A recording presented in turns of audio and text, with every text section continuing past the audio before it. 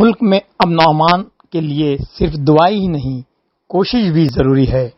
Doctor رفیق پانیرکر۔ بھساول میں کامیاب عید ملن تقریب۔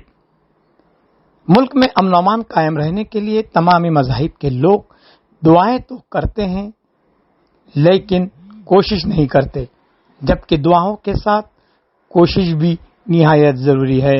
ایسا اظہار خیال راحت کریڈٹ سوسائٹی بھساول اور جماعت اسلامی ہند کے مشترکہ طور پر منعقدہ عید ملن تقریب میں ڈاکٹر رفیق پانیرکر نے صدارتی تقریر کرتے ہوئے کیا۔ ڈاکٹر رفیق پانیرکر نے اس موقع پر مراٹھی زبان میں جامع انداز میں روزے کی اہمیت اور قرآن کا تعارف اپنے ہم وطن بھائیوں کے سامنے پیش کیا۔ بازارپیٹ پولیس اسٹیشن کے انسپکٹر راہل گائیکواڑ نے اس موقع پر اپنے خیالات کا اظہار کرتے ہوئے کہا کہ اپنے تہواروں اور جینتی وغیرہ کے پروگراموں میں بے جا رسم و رواج سے گریز کرنے کے لیے تمام مذاہب کے ذمہ داران کو نوجوان طبقے کی رہنمائی کرنی چاہیے۔